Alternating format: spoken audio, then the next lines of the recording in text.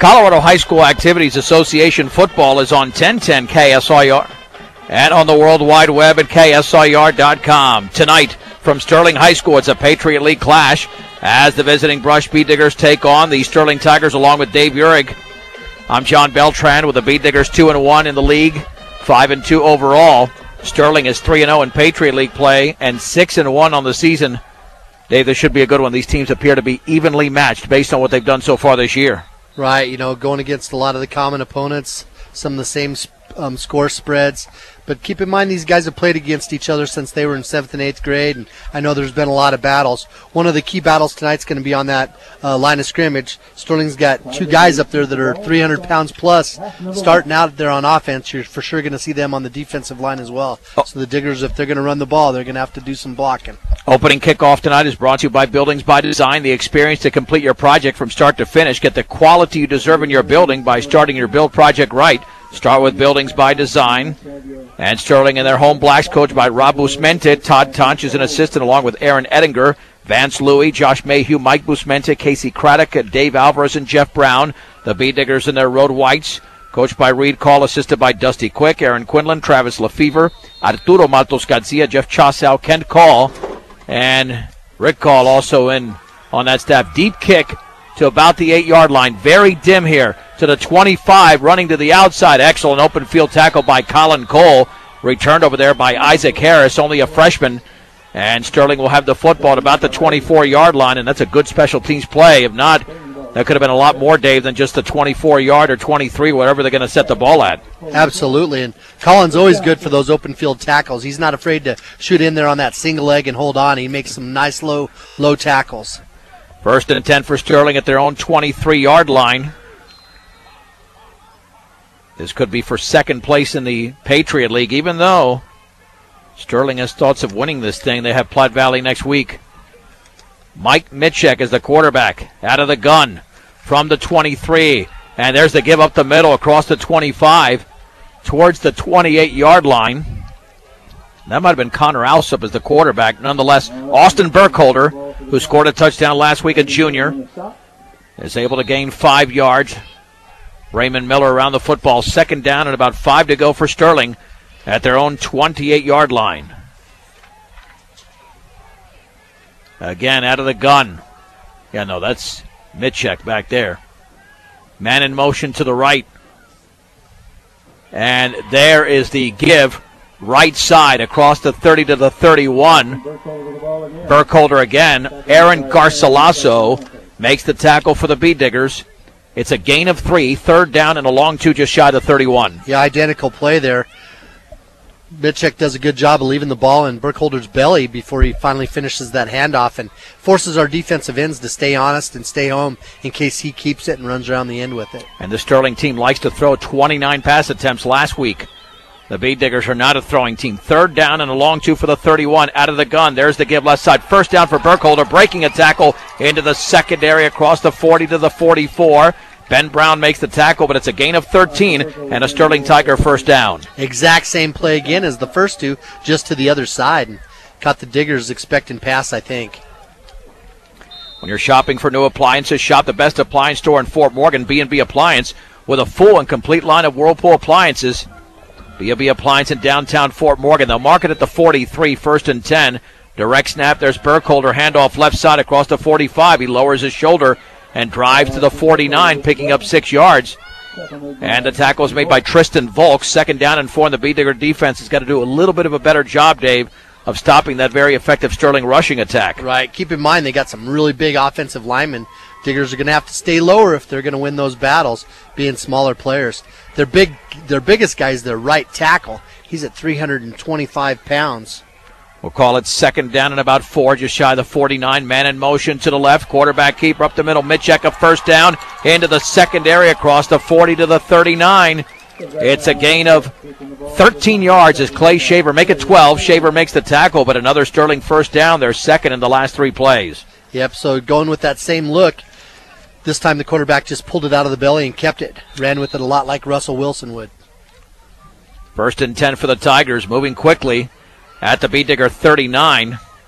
They've run 5 plays and all on the ground, and Burkholder's done the majority of the damage. He's to the right of the quarterback, Mitchek, out of the gun. There's the handoff. Burkholder stutter steps, and he's got a first down as he drives inside the 30, jitterbugging his way to about the 26-yard line. Randy Woodward made the hit, but not before a gain of 13, and the third first down for the Tigers in the last 4 plays. Again, just some really big offensive linemen up there. One of them, Cameron Henry, he's 325 pounds. Zach Albright, he's 300 pounds. Zay Powell's 210 pounds. Man in motion to the left, first and down, 10 for the 26, and a B-digger moved on the left side. Should be an offside penalty. I didn't see a Sterling Tiger move. Yeah, it'll be 1st and 5 now. At the 21, this has a little bit of a reminder of the Platte Valley game when the defense got off to a really slow start, then adjusted and played really well the final 3 quarters, but the first quarter was the killer. Yep, we're not going to be able to fall behind on these guys like that either. If they're going to be able to run the ball like this, it's going to be hard to stop the clock. 1st and 5 from the 21 to Mitchek. Hands it off to Burkholder, running behind his offensive line to the right side. He's at the 10, towards the pylon at the 5, dives, and that is a touchdown. A touchdown for Austin Burkholder from 21 yards away. And just like that, on a 77-yard drive, Sterling is in the lead 6-0. Yeah, 61 yards on that drive for Burkholder, 6 carries, and just didn't have an answer to it as that offensive line's able to stand our defensive line up. Burkholder did a good job of kind of hiding behind those big guys, and our linebackers couldn't see him. He pops out on the right side and runs for the touchdown. Mike Chavez will attempt the extra point. There's a late entry in the game for Sterling. Awaiting the snap, it's high, the kick is up, and that kick is right down the middle. It's good. 8:56 to go. We are in the opening quarter with the score. Sterling 7, Brush nothing on 1010 KSIR and KSIR.com. 7-0 Sterling on a 21-yard touchdown run by Austin Burkholder. Mike Chavez will kick it off. Baby Matos Garcia and Clay Shaver back to receive. B-Diggers need a positive play on special teams because they didn't have a good play at all, with the exception of Colin Cole's tackle on special teams. A line drive headed towards Shaver, fields it at the 15, stutter steps to the 25, back the middle to the 30, and he's across the 30 to about the 31, picks up 16 yards. That's where the B-Diggers will have its starting lineup tonight for Brush. Brought to you by Equitable Savings and Loan, proud to be Northeast Colorado's locally owned hometown savings and loan in Fort Morgan, Sterling, and Brush. Available 24/7 for your banking needs. We know that Shaver and Matos Garcia will be key elements on the team along with the offensive line, which we'll get into here momentarily. Under center is Matos Garcia. 1st and 10 from the 31, 3 in the backfield. Baby on the counter, hands it off right side, and a big hole for Hirschfeld across the 40-yard line, swinging it towards the sideline, across the 50 to the 49. It's a gain of 20 for B.J. Hirschfeld, and just like that, the B-Diggers have a first down, and excellent blocking by that offensive line, which includes Raymond Miller, Tristan Volk. I think Johnny Cyprian is in there as well, Riggs Tan. Leo Libanos has been the center for much of the season. Double tight end set, they'll go with Reed Hall and Daniel Abadka, and of course, Hirschfeld, Shaver, Matos Garcia, bevy of weapons there for the B-Diggers. And Ben Brown, and we'll see some time at receiver as well. 1st and 10 for the B-Diggers at the 49-yard line of the Tigers after a 20-yard play. Again, 3 in the backfield. Baby's under center. There's the give on the counter to Shaver, and he's got maybe a yard as Burkholder makes the play at about the 48-yard line. Well, no, actually nothing. 2nd down and 10. He had a seam there, Dave, but Burkholder's a sure tackler. Yeah, he came from that middle linebacker position, had his head in front and put his shoulder pad right on Shaver's hip. Coach Call's doing a good job, though, trying not to run the ball up the middle.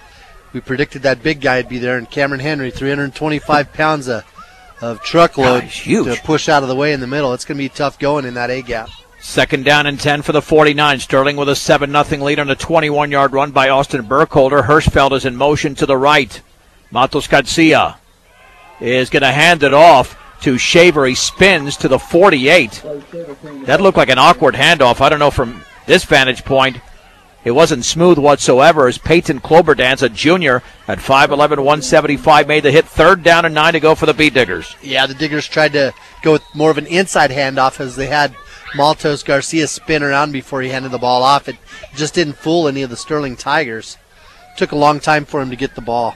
Yeah, I mean, that's got to be a quick hitter. It allowed the defense to adjust quickly. 3rd down and 9 at the Sterling 48-yard line. 2 receivers out to the right, 1 to the left with 1 setback. Maltos Garcia is going to hand it off on the counter left side, and Jaron Peterson's going to be hit by Burkholder. They didn't block him. They didn't get much forward momentum either. Back to the line of scrimmage. It'll be 4th down and 9, and the Beat Diggers are going to play the field position game. And as much as Coach Call does not like the punt, he's going to have to do that right now. But a decent punt here could get Sterling into some poor field position. The returner standing at his own 10. That's Garcilaso punting a line drive end over end. Bounces at the 15. Takes a Beat Digger roll down to the 12. Well, Brush will take that. It's essentially a 36-yard punt with no return. Now let's see, Dave, if the Beat Diggers can play some defense, which they did not do on Sterling's opening drive. Well, it's all going to start, like we said, on that line of scrimmage. Digger defensive line is going to have to hold their ground and give their, absorb some of those blocks and give their linebackers a chance to step up and make tackles. Sterling didn't do anything fancy. They never ran outside the tackles in that first drive. The only time they looked like they got outside the tackles was when the quarterback Mitchek kept it and did that bootleg around the right side. 1st and 10. The ball's at the 12. In a shotgun with backs to his left and right, and again a Beat Digger moved, but not in the neutral zone. Awaiting the snap. There's going to be the give to Burkholder. He's going to be hit behind the line of scrimmage, but then he squeezes his way for a couple of yards to the 14-yard line. Brush had the penetration, could have brought him down for a loss. Instead, a gain of 2. 2nd down and 8 yards to go. There were a bevy of Beat Diggers there to make the hit. Yep, we're running that 4-4 defense again. 4 defensive linemen up there, and that time we sent some linebackers, and that enabled us to slow him down before he ever got to the line of scrimmage. 2nd down and 8 to go for the 14. Mike Chavez giving some instruction there to Michael Mitchek, the quarterback, out of the shotgun. 6 yards behind center. Man in motion to the right is Chavez. Has the football in the end around. Looks for a hold of the outside. Stops. And then he's going to be thrown back at the line of scrimmage. A lot of penetration there by the Beat Diggers. They read that perfectly and got to the outside. Baby Maltos Garcia and Tristan Volk. And the gain is a yard to the 15. 3rd and 7 to go for the Tigers of Sterling. Yeah, that end around didn't fool any of the Diggers. And I was a little bit worried because they had a pretty good stock block on our corner out here on this side. But I'll tell you what, Woodward did a good job of stringing that thing to the sideline, and then he had a lot of support from the linebackers. Lining up on the right hash mark. 3rd and 7 for Sterling at their own 15, and this team can throw the ball, as I mentioned earlier. Now you got to make the play in the secondary. Naked backfield. Rolling to his left is Mitchek. Pressure coming. Throws off his back foot, and it is caught! A leaping reception at the 28-yard line. The throw is high, but pulled in by Austin Chavez for a 1st down. That was a heck of a catch because it looked like that was going to fall incomplete. Instead, it's a gain of 13 and a 1st down for Sterling. Yeah, that really was an overthrown ball, but Chavez went up in the air and made the grab. They had 3 receivers over there, and Mitchek did a good job of finding the open one. The other 2 guys were guarded pretty closely. 1st and 10 just past the 27-yard line. Burkholder the lone setback, and Mitchek will keep it running to his right, and he's going to be taken down for a loss by Randy Woodward. The loss back to about the 25-yard line. Woodward, again, as you mentioned 2 plays earlier, read it perfectly and made the play. And officially it is a 2-yard loss. 2nd down and 12 to go for Sterling. Well, Woodward did what defensive ends are supposed to do. Stayed home and kept his containment. Under 4 minutes to go in the opening quarter. 2nd and 12 for the 25. 1 receiver out to the right, 2 to the left on the wide side of the field. Mitchek out of the gun. 2-step drop, pumps, throws over the middle, wide open, complete at the 35-yard line, across the 40 to the 50-yard line, breaking tackles to the 46-yard line is Brennan Skurjanik.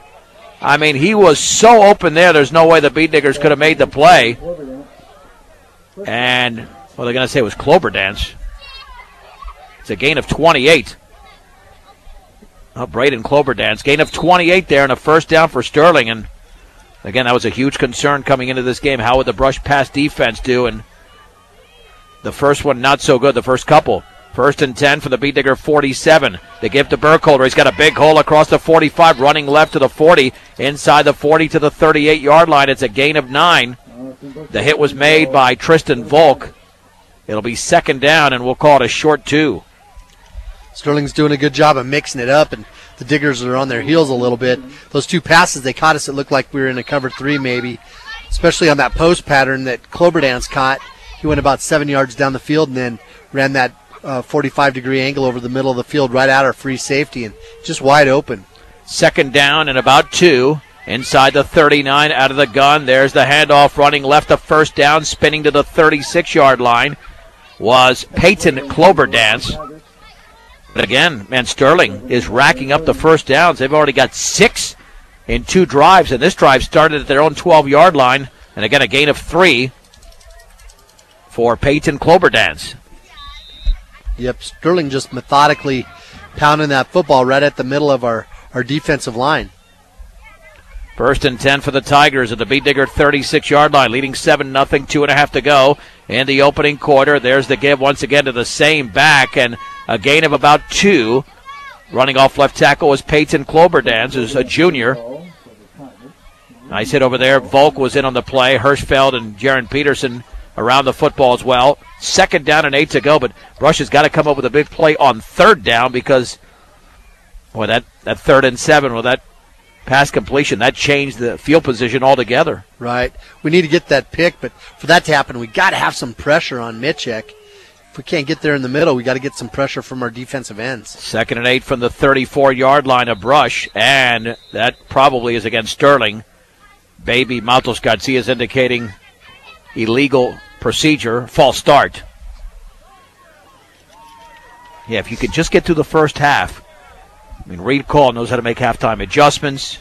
His team has executed better for most of the season in the second half defensively.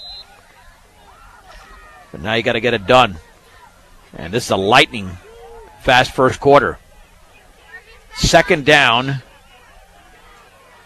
And about 13 to go from the 39. Rolling right is Mitchek, throwing off his back foot, complete at the 30-yard line and down to the 29.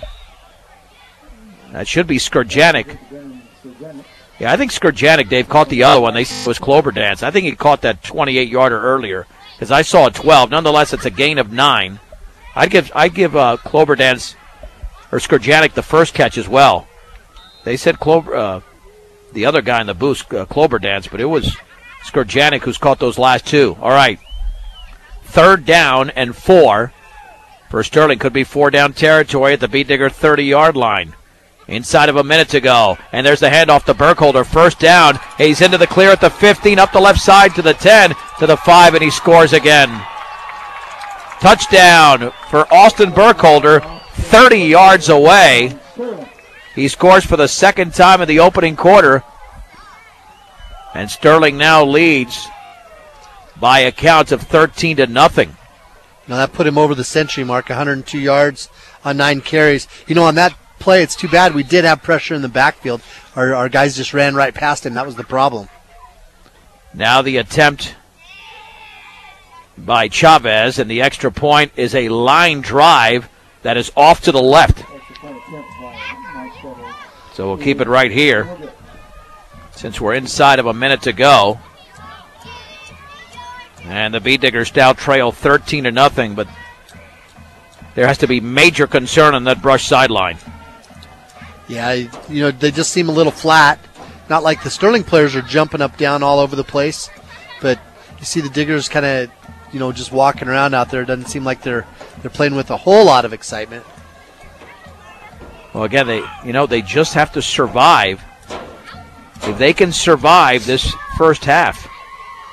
Because right now, I mean, I'm telling you, this is similar to the Platte Valley game, where they're just giving up all types of yardage. But Platte Valley was clearly the better team on that night, and we know Sterling's the better team now, but hopefully that doesn't hold up throughout the course of the game. We got to have an answer to those 2 big kids they have playing guard on that offensive line. And somehow we have to get that pressure there. This last play, we had the pressure in the backfield, but our left defensive tackle, he just ran right past Burkholder, and he just didn't make the tackle. If he had just put a hand on him, it would have slowed him down. Chavez to kick it off. A high, short kick fielded by Shaver on a hop at the 18, running to his right to the 20. A flag is down. He's across the 30 to the 32, and this one looks like it's going to come back. And the Beet Diggers will not be in good field position to begin their second drive. Yeah, when they throw that penalty from there, it's always a hold or a block in the back. Yeah, if you lose either one of your last two games, whether you're Sterling or Brush, for sure you're going to be opening up on the road. Well, more so Brush than Sterling, because Sterling's undefeated in league play. Yeah, as Dave mentioned, a block in the back against the Beet Diggers, and they're going to be well inside their 20-yard line. In fact, they'll be at the 15 to begin this drive with 49 seconds to go, trailing 13-0. And Austin Burkholder's on a pace to run for over 400 yards. 1st and 10. And this time, Maltos Garcia is in the shotgun. Right behind him is Shaver. A different formation is what the Beet Diggers are running. And this will be a give to Shaver running off right tackle. He's got a couple of yards. He spun forward to the 17, maybe the 18-yard line. Peyton Cloberdance makes the play. It is a gain of 2. 2nd down and 8 to go for the Beet Diggers. Clock has not stopped at all except for first downs. There have been no incomplete passes. Mitchek was perfect on the first two drives, especially that second drive. 2nd down and 8 for the Beet Diggers at their own 17-yard line. Brush does have one first down on a 20-yard run by Hirschfeld. Receiver split to the left and right. Baby is going to keep the football. Option right. He'll take off to the 20. Back to the right to the 25. He's got a first down as he's dragged down from behind at the 28-yard line. A gain of 11. That's what Brush needed. And an excellent read there by Arnoldo Maltos Garcia. Yeah, I just watched those big kids of Sterling there in the middle. It's not like they get upfield that much. They just hold their ground. You know, we don't push them backwards. They don't give up any ground. So it's going to force the Diggers to attack to the outside. That's the end of the opening quarter with a score. Sterling 13, Brush nothing. This is 1010 KSIR and KSIR.com. John Beltran with Dave Urick as we begin the second quarter in Sterling. The Beet Diggers trail 13-0. 1st and 10. There's a handoff to Shaver. Right up the middle across the 30 to the 33. A good hard gain of 4 yards. Michael Mitchek had the first contact. 2nd down and 6. We'll take that, Dave. 4 yards, 3 yards, not bad. You can't rely on those 2 yards and less and have to get it on a long conversion. Right, and you were talking about Coach Call and how smart he is. Who wasn't in the game that time? That big kid. He wasn't on the field. So Coach Call attacked him right up the gut. 2nd down and 6 to go for the Beet Diggers at their own 33-yard line. This is the final home game for Sterling. The Beet Diggers play their final regular season game at home. Coming up next Friday against Eaton. Shaver's in motion to the right. And this will be a give on the right side and a big loss. Nothing there for B.J. Hirschfeld. Dragged down at the 30. Looked like Chavez came up and made some contact. The loss is 3. 3rd down and 9 to go. And that's the problem. That 4-yard gain was basically offset by that play. Right. You know, our tackle on that play on the right side, he was trying to block the guy across from him, but they also had a linebacker over here, and unfortunately the guy that was across from him got upfield on our tackle, and so did the linebacker, so the play didn't have a chance. Gunnar Guzman is the receiver to the left, Ben Brown to the right. Both are sophomores. 3rd down and 9 for the 30. Shaver's in motion to the left. Look like they're coming on a blitz. And there's the throw on the slant. It's incomplete, intended for Shaver at the 38-yard line. And there's no doubt the Beet Digger coaching staff wanted a flag, and none was thrown. And I thought there was definitely some sort of contact there or something that prevented Shaver from being in position to make the catch. Yeah, there was a lot of contact there. The kid had his right arm right around Shaver's shoulder pad. But the pass was a little bit behind him. You know, it wasn't on the money. And we've had a hard time throwing the ball and completing passes. And a lot of times it's because we just have a hard time putting the ball in the numbers. Garcilaso to punt. Isaac Harris back deep to receive. Approaching the 10.5-minute mark of the second. Perfect snap. Gets it off a low line drive. It'll take a huge Beet Digger roll inside the 35, and it nearly clipped off a Tiger. Maybe it did at the 31. I'm not sure. Let's see what the officials rule. Braden Cloberdance was right there, but I think it might have missed him, but he nearly backpedaled into the football. Sterling will have the ball at the 30-yard line, but that could have been major trouble. A 40-yard punt with a roll for Aaron Garcilaso. That showed a lot of savvy there by Hirschfield, though, didn't it? He was pushing that kid backward, and then he jumped on the ball really quick, and you never know if you convince an official to go ahead and make that call just based on the way you reacted. Sterling's in a position they could almost put the game away this early if they score again. Even though the Beet Diggers do have some firepower, but you're on the road. You're already down by 2 touchdowns, and you haven't stopped them once, and you've only forced a couple of third-down conversions. Yeah, we're definitely going to have to bring some heat. Definitely going to have to slow Burkholder down in the backfield. No doubt. 1st and 10 from the 30. Sterling on their own side of the field.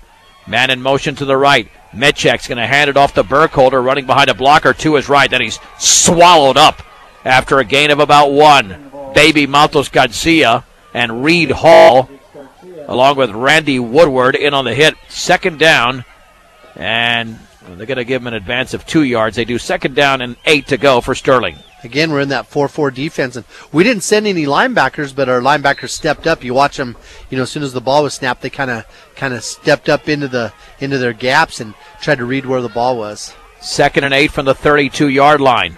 In a shotgun with a man in motion. And there's going to be a give on the end around to Harris, running wide to the left, looking for a seam. He's got the sideline to the 40, along the sideline to the 50. He's got 2 Beet Diggers to beat, and he's pushed from behind by Clay Shaver, but not before he goes from the 32. But there's a flag down all the way to the 28-yard line of Brush. That might negate a gain of 40 yards. Let's see what the call is. Yeah, we'll have to see what happened. The reason that play went that way is because our corner, he's got to do a good job, but when that kid comes on the in around, he's got to keep that containment. Even though he's not a defensive end, he's our outside guy, and so he's always got to take that outside in sort of approach. And on that play, boy, he shot in really fast and made it easy for the Tigers to run around the end. Yeah, it's basically playing 1 against 0 out there. Illegal shift, negating a 40-yard gain, that is, by Harris. It'll be 2nd down. It should be about 13 to go at the 27. Are they marking that correctly? Should be at the 27-yard line. 2 receivers out to the right. The Beet Diggers are in a favorable defensive position, but again, Sterling has converted everything. Again, Harris in motion. There's the give to Burkholder. Up the middle, flag is down. Garcilaso makes the play across the 30 to the 32-yard line. A hold against Sterling. It's going back even further, and the Beet Diggers will push him back as far as they can because they know they're susceptible against the pass, and they want to create a very difficult situation for the Tigers. So now a 2nd down and 13. Looks like it could be a 2nd and about 23 or even further than that if the hold was behind the line of scrimmage, but I don't think it was. It was on a running play. Well, the flag was thrown right at their big kid. I think the Digger defensive line's finding out, the kid doesn't have a whole lot of mobility, so if they can run around the side of him, he's going to have to stick his arm out there. And, that gives us a little bit of an advantage because we have a better shot at getting some of those hold calls. Whether you're in the market to purchase a new or pre-owned vehicle, Ehrlich Toyota East in Fort Morgan will fit you into the car truck of your choice. Ehrlich Toyota East, serving all of Northeast Colorado. 2nd and 23 from the 17, and there's going to be the give up the middle and a big hole across the 25 to the 28. Austin Burkholder again. Man, it's a gain of 11. Now it's 3rd down and about 12 to go for Sterling. They got to stop him a lot earlier. I mean, I think the Beet Diggers know that, but the thing with Mitchek too, he does a nice job of carrying out the entire play because he's running to his right, pretending he's going to throw the ball, and they're Beet Digger defenders not knowing that Burkholder has the football. Exactly, and they just do a really good job with those fakes. It's going to make that bootleg pass wide open. 3rd and 12 from the 28. Receivers out to the right, 1 to the left. Mitchek, the screen to the right, and that looks like it was a lateral, and Clay Shaver's going to pick up the ball at the 18 to the 10 to the 5. Touchdown, that was a lateral. Touchdown for the Beet Diggers. Holy mahungus. That was going to be a wide receiver pass, and the Beet Diggers scored defensive touchdown. We'll call it 18 yards out from Shaver. who had the presence of mind not to fall on the ball to pick it up and score. So that goes as an 18-yard fumble return, and the Bee Diggers are on the board, and this game has turned around on one play. Yeah, he had to be patient as he was picking the ball up, didn't he? Because it was kind of getting close to the sideline, and that's one of those plays where the ball could have rolled out of bounds easily. But Diggers did a good job of playing some smart football there and taking advantage of a huge Tiger error. You got to wonder, why the trickery? I mean, they were beating Brush straight up pretty well, but hey, Bee Diggers will take it. Now Jaron Peterson to attempt the extra point off the hold of Baby Matos Garcia, and there was movement across the Sterling defensive line. And now you wonder if Brush goes for two. I'm not seeing Coach Call send anybody else in. I think he's waiting to see what the deal is first. Yeah, I think that was against the Tigers. Clearly looked like it was against them. Well, he's playing the percentages. Looks like he's going to go ahead and still go for that extra point. Yeah, and that's the right play. Yeah, I mean, off the hold of Baby. Perfect snap. The kick is up, and that kick is good. Nope.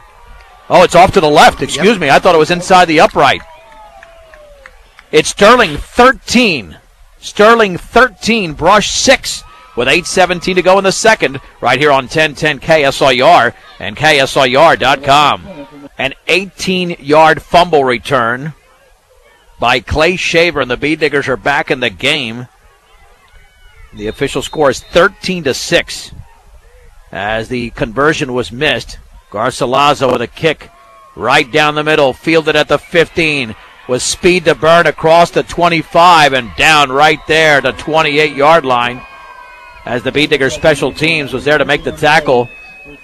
The returner was Tyler Graber, and it looked like getting down on special teams. Well, I don't have 35 on the roster.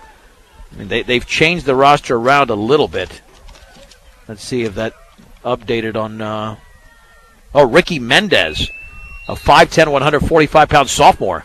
You want those young guys, especially like Colin Cole as well, to make those plays on special teams. That was a good hit. It's kind of belly to belly, but it was definitely physical.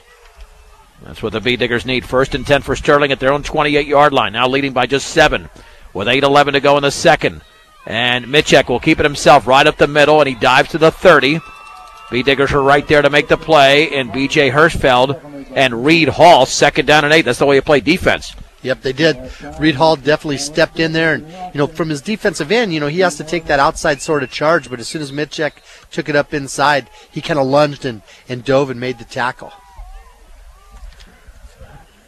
2nd down and 8 to go for Sterling at their own 30-yard line. Out of the gun is Mitchek. They've controlled the ball, but they only lead by 7. Looked like a man was in motion early. Handoff to Burkholder. 1st down right up the middle, across the 40, running over a Bee Digger to the 47, maybe the 48-yard line. And we got a late flag. It's a gain of 18. Let's see what the flag is all about. It came in after the play was over, but it won't nullify the 18-yard gain by Burkholder. So 132 yards now for Burkholder, 12 carries. Hopefully that's not one of those bad personal foul penalties. Well, we're going to find out in a second. It's a personal foul against Sterling. Well, the Bee Diggers will take that. It'll still be 1st and 10. Yeah, it's too bad that doesn't turn into a 1st and 25, which would make things a lot better, but... Ooh. Wow. Oh, they down. Oh, okay, so it's not an automatic first. Well, you give them the 18 yards, but then 15 backwards. So what happens now, it's a 3rd and 5. Just shy of 33. Yeah, that changes everything. Now the Bee Digger defense got to come up big. 2 receivers out to the right. Mitchek rolls to his right, wants to throw, no pressure, throws along the sideline. That pass is going to be broken up by Matos Garcia at the 38-yard line. Intended for Chavez, and even though Matos Garcia was the shorter defender in on that play, he had major leaps and was able to prevent Chavez for making the catch. Well, just smart football. He had his whole body turned around facing the quarterback as he went up for the ball, and he had to give it everything he had to time that just perfectly to tip that ball when it was coming down. And I'm surprised they went for a home run there. They've been throwing these short passes there. Here comes the pressure on a punt there that's going towards the sideline. Fielded by Matos Garcia at the 35, stutter steps, breaks a tackle, runs to his left at the 40, looks to the outside at the 45. He's at the 50. There's going to be a flag down. Oh, a terrible block in the back there by the Bee Diggers. I mean, the Sterling Tiger went down as the tackle was made at the 43 of Sterling, but this is coming back, and it's too bad, Dave, because it was a good block, but a little bit, I think he intended it, whoever it was, to the side, but it was clearly got a good part of the back, and about 3 flags on the same penalty were thrown. Yeah, it was real, very obvious. Everybody saw it. Nobody's arguing it, and just one of those bad plays. I mean, he didn't stand a shot at him in the front. Clearly didn't get him directly in the back, but it was definitely behind him. Well, the field position is not bad, though. The field position is still pretty good, as the Bee Diggers have it at the 37-yard line. 6:53 to go in the opening half. Sterling leads by a score of 13-6. Well, 1st and 10. But you got to generate some offense. The lone touchdown was scored on the defensive side. Baby is under center. And there's the pitch left to Shaver looking for a seam. Back up the middle, and he's got a yard as he jitterbugged his way to about the 38-yard line. Not much running room there. 2nd down and 9 to go. That took a long time to develop because he was looking for the opening, and there was none. Yeah, we ran it to the short side of the field. Didn't give Shaver very much room to use his speed to stretch that defense out. 2nd and 9 to go, I should say, for Brush at their own 38-yard line. And the Bee Diggers have managed to stay in this game, making some key plays, including one defensively. Under center, Matos Garcia is going to hand it off in a huge loss. Garcilaso could not get out of the backfield. Well, actually got back to the original line of scrimmage. Only a loss of about a yard and a half. And boy, name the Tigers in there, but Cameron Henry, who you referenced earlier, made a huge hit. 3rd down and 10 to go for the Bee Diggers. They couldn't block him whatsoever. No, our center and our 2 guards are having a real hard time with those big kids of Sterling, and just not enough strength to stop them, to control them. But luckily, the big kid's coming out of the game right now, and hopefully Coach Call saw that. 3rd and 10, yeah, you got to utilize the wide side of the field, you would think, and try to beat them with speed. Well, you get those big guys running, they'll get tired, so if you can stretch it from sideline to sideline for a while, it could pay off in the long run. 3rd and 10 at their own 37-yard line. Reed Hall's the receiver to the left. The Bee Diggers are going to take a timeout. Brought to you by State Farm Insurance, Home Auto Life and Health. When you're looking for someone to walk you through the insurance world, turn to the office of Greg Mullen and Brush, 842-4555. By the way, the first Bee Digger score of the game, that 18-yard fumble return by Clay Shaver, brought to you by MMI International. When buying a mixer or feeder truck, nothing compares to the MMI design, craftsmanship, and service. Your operation deserves the best. MMI International, they outperform their competitors hands down. They're not afraid to stand behind their product. 842-5161. Dave, you look at the numbers in this game offensively, you think Brush is way down. But if they could just make a couple of plays on offense, all of a sudden, we might be looking at a tie ball game, but down by 7. Hey, we only have 26 yards offense tonight. And Sterling had like 3 times as many on the opening drive. 3rd and 10. Williams in motion to the right. Matos Garcia setting up a screen to the left. The pass is caught. Lots of running room along the left sideline. That is a 1st down. And into the secondary across the 35 towards the 30. And a big gainer out there on an excellent play to B.J. Hirschfeld. And what an excellent play call there by Reed Call. The official spot is going to be the 32. It's a gain of 31 on that perfect screen pass. That might just be the lightning bolt we need to get sparked on this thing. Matos Garcia rolled to the right on a bootleg right, and then kind of jumped up in the air and threw it back to the left. And it was actually a short pass. Hirschfeld did a good job of getting his hands underneath of it and staying on his feet. But it was sold perfectly. 1st and 10 from the 32 of Sterling. 3 in the backfield.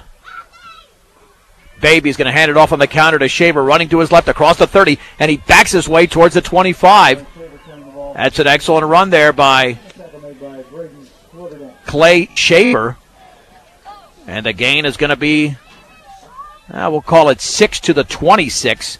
2nd down and 4 to go, as it took a couple, more than a couple, of Sterling Tigers to bring him down. And Maltos had a really nice fake on that, and he took a few Sterling Tigers with him. 2nd down and 4 from the 26. There's to give the Shaver off left tackle. He drives towards that 1st down, running in the same spot to about the 22. I think he might have it. He's got it. 1st down. Nope. Well, the one official was saying 1st down. Now they're backing up the football. It's a gain of 3. All right, so let's say 3rd and 1. That actually might work to Brush's advantage. Well, it's 4-down territory. Right. So. And we have 4:17 to go, 2nd quarter. Sterling 13, Brush 6. 3rd down and 1 for the 23. Handoff right side, 1st down, and that is Aaron Williams, who was tripped up and hit hard. Man, he took a shot there and gained 2. Coming up and making part of the hit there was Brennan Skurjanik. But the drive continues, and now we have an official's timeout. When Williams got tackled, he fell into the back of Shaver's leg, and Shaver got up limping, but he's walking a lot better now. Yeah, I think he'll sit out for just one play. And anytime Shaver's off the field, that changes everything for Brush offensively. Much harder to execute because he's our key weapon, over 1,100 yards coming into the game on the ground. Well, we completed that pass, and like you said quite a few times earlier today, that completed pass is going to open up the game for him. 1st and 10 for the Bead Diggers at the Sterling 21, looking for the equalizer. Option right for Matos Garcia. Takes off with the football, and he's down inside the 20 to the 19-yard line. Austin Burkholder grabbed him around the ankles. A gain of 2, and it's 2nd down and 8 to go for Brush, and we're approaching the 3.5-minute mark. And if the Bead Diggers can continue to eat up some time, Sterling might have little time with the football, although Sterling, they got a couple of timeouts remaining. 2nd down and 8 from the 19-yard line. Cole's the receiver to the left, Brown to the right. Peterson is the deep back. Out of the gun is Matos Garcia. And he'll hand it off to Williams off left tackle. He's got a yard, maybe 2. And he was stacked up over there. And stacked up well by Fabian Soto. Man, that's no gain, actually. Yeah, the hole was there. Just had a hard time getting through the hole fast. Sterling linebacker showing some speed as they're able to close in really quick. 3rd and 8 from the Sterling 19-yard line. Well, the Bead Diggers so far have weathered the storm, but they have to finish off this 2nd quarter. 2 receivers out to the right. Shaver still not on the field. Hirschfeld is in motion to the left. From the 19, Matos Garcia, 2-step drop, throws to his right, caught by Peterson, stutter steps, run to his left to the 16-yard line, and then he's trying to break tackles and carry defenders, but he's going to be down at the 15 for a gain of 4. Peterson tried to dance his way through and in between some Sterling Tigers. It'll be 4th down, and we'll call it 4. Well, I hope Shaver's not banged up too much because I don't see him in the game, unless he just came in. But I think he's still on the sideline. Yeah, you get hit from behind. He was trying to block, and Williams just kind of ran into him as he got tackled, and you never know what could happen as a result of that. 4th down and 4 from the 15-yard line of Sterling. The Bead Diggers are going for it. Out of the gun, Matos Garcia rolling to his left, looking for a block. He throws on the run towards the end zone. The pass is going to be incomplete or caught. I think it's incomplete. Yep. Colin Cole was the receiver on that play, and the ball was just thrown too short. It's not like he was wide open, but it was one of those, if there was some way Maltos could have put some zip on it, I think that's one that could have been completed. Yeah. There was coverage out there. Sterling takes over at their own 15-yard line. Now you've got to make plays defensively because Only a minute 37 to go. So they're going to need a big play in order to get back into the end zone.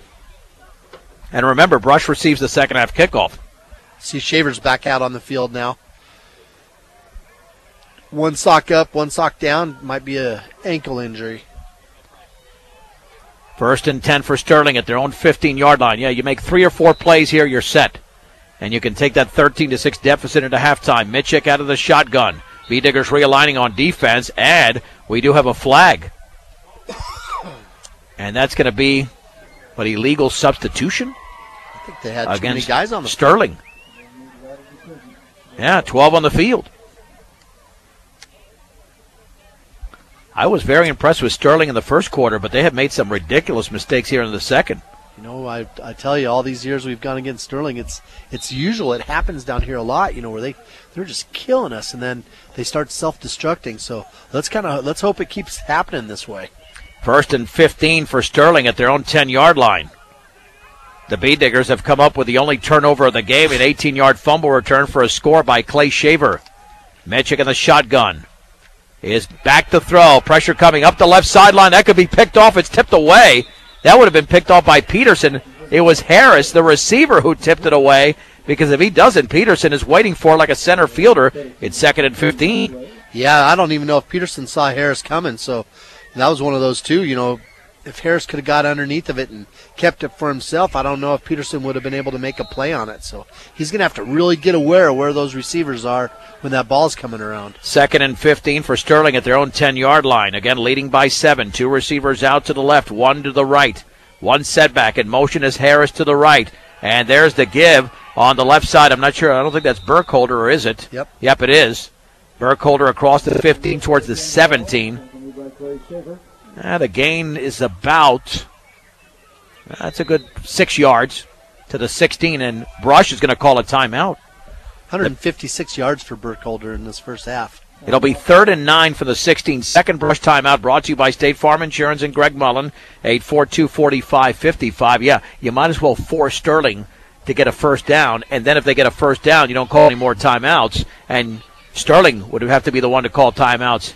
But this is huge right here. It was 3rd down when they went for the home run, and Baby Maltos Garcia made the play on Sterling's previous possession. And if you're Sterling, based on what we've seen so far, you should just throw a slant if you're going to pass the ball. Nothing 30 yards downfield. That's just a low percentage play. Yeah, they catch us in a cover 3 again. Maybe they'll run that post pattern like they ran earlier tonight. But I'll tell you what, Burkholder, he runs the heck out of the ball. Maybe you just give it to him. Yeah, he's really good, no doubt about it. A bank that is committed to their community and keeping banking simple. Morgan Federal Bank, 321 Ensign. Morgan Federal Bank, there's a difference. 3rd and 9 for the 16. Mitchick again out of the gun, and there was movement along both lines, but that should be against Sterling. On the left side, don't tell me they're going to call that against Brush. I mean, they moved simultaneously. That was simultaneous movement. If they call that against Brush, that's ridiculous. Yeah, this isn't the pros. They're going to have to, it's got to go against Sterling. I'm just wondering if there was another penalty after that. Yeah, that was simultaneous movement. That was not the B-Diggers moving first and then Sterling. That should be a 3rd down and 14 from the 11, but the officials are now conferring. I think the call is going to be automatic against Sterling, and all of a sudden 4 officials are out there. This could be a penalty against Brush. I hope it's not. I see the indication. No, illegal procedure against Sterling. I don't know why it took that long, because it was pretty obvious from the beginning. I've seen a commercial like that on TV. Officials wiping his forehead, right. And 20 million people were listening. Right. Yeah, it's a classic. All right, so it'll be against the Tigers. Now it's a 3rd and 14 from the 11 after they walk it off. But you hit on a point. The pressure on Mitchick has been limited in this game. And at some point, you're going to have to put pressure on him. If not, the secondary has all types of pressure on them. Yeah, this is the play right here, too. I think this is an obvious passing down, and we really need Reed Hall and Woodward to get after him. Unless it's a draw play, they could go with a draw as well. 3rd and 14 from the 11. Nope, Burkholder's in motion to the right. They'll throw it to Burkholder. He's going to take off with the football. Stutter step, and he's going to be held up He might have a yard if that, and the Beet Diggers call timeout, and Clay Shaver and Randy Woodward were around the football to make the hit. Outstanding defense. They were not going to throw that halfback pass there. It'll be 4th down. No gain for Sterling. 1:09 to go, and Brush has a chance to score before the break. Yeah, it was just a great play by Woodward. He's the one that he was bringing the pressure on the left side, and then after the pass was thrown, he was hustling out there to possibly make the tackle if Burkholder would happen to cut back, and that's exactly what happened. And he didn't make the tackle, but he made Burkholder have to cut back into the pressure. All right, so that timeout brought to you by State Farm Insurance as well. It'll be 4th down and 14 to go for the 11. Man, this game did not get off to a good start. But I think, in a way, I think Sterling allowed Brush to get back in the game. And then, as you said, the Beet Diggers then claimed that momentum for themselves. Yep, and it's definitely in their favor now. And I'll tell you what, Sterling's putting some freshmen in the game here on special teams, and you've seen a lot smaller people out there. If Shaver can get the ball here, watch out. Looks like he's the only one back to receive this thing, which tells me the Diggers are probably going to be going for the block. Braden Cloberdance is standing 3 yards deep in his end zone, and he will punt for Sterling. Perfect snap. Here comes the pressure. Gets it off. And Shaver waiting for it. It'll bounce at the 40-yard line and go out of bounds. That's an excellent punt there by Cloberdance, as he was keeping the ball away clearly from Clay Shaver. The Beet Diggers do have the ball in Sterling territory at the 45. Now, here's the issue, Dave. The pass game has been non-existent with the exception of a screen pass. Unless you can pull off a big running play with no timeouts and 1:03 to go, you might be kept off the scoreboard. Well, Sterling's going to have to decide if they're going to play the run or if they're going to drop back into more of a prevent. If they go back into prevent, the box isn't stacked, and it should open up our running game. So, irregardless of our passing game, if Sterling decides to be worried about it, it's going to help us. Oh, and Jaron Peterson certainly has a strong leg, and they can gain about 30 yards here at the very least. 1st and 10, trips to the right out of the shotgun. With Shaver in motion to the left is Baby, looking to throw. Takes off with the football, back up the middle to the 40-yard line. Running to his left, trying to get out of bounds, and does it about the 39. Very smart run by Matos Garcia. He's able to gain 6 yards, 2nd down and 4. That was extremely smart by Arnoldo. 57 seconds to go, and you've gained 6, 2nd down and 4. Yep, and Sterling's playing back. You know, they got 2 free safeties back there. They're 10, 15 yards off the ball. The corner's giving our wide receiver a lot of room as he's got about a 10-yard cushion, and they brought some pressure on the outside. Maltos was smart. He saw the pressure and just ran with it. Reed Hall, the receiver, to the left, trips to the right. Shaver back in motion to the left, 2nd and 4 from the 39. Pressure coming, low snap. Matos Garcia rolls to his left. He's going to throw on the run along the sideline. Pass is going to be caught. It's caught inside the 10-yard line, and a 1st and goal. And I think that was Shaver, and it was Shaver who made the catch. He came back to the ball. It's down at about the 4. Let's see where the mark is officially. Maybe at the 5. It's a gain of 34. 1st and goal for the Beet Diggers. An excellent play. 69 yards passing tonight. Who would ever guess that? 1st down just inside the 5. Direct snap, Matos Garcia. The pitch right to Shaver. Cuts it back to the inside. He's into the end zone. Touchdown! Touchdown! 5 yards away for Shaver. And the Beet Diggers are to within a point at Sterling 13. Brush 12. Well, what are we going to do here? It's an interesting thought. You know, do you try to take the lead? Maybe count yourself lucky for some good breaks there in the 2nd quarter, or just tie it up? See Jaron Peterson running out there on the field with that black kicking pad, so there's your answer. Remember who caught the first touchdown last year in the state championship game? Clay Shaver. They haven't utilized him much as a receiver this year because he's been so good out of the backfield, but he came back for that ball. Peterson can tie it with the extra point. It is up. That one looks good from here, and that one is good. 39 seconds to go before the break. What do you say, Dave Urig? Brand new ball game. I'll tell you what a beautiful thing. And, you know, there you go. You know, the Diggers not getting down on themselves and just hanging in there and then taking advantage of, you know, really some awkward and crazy play calling by the Tigers.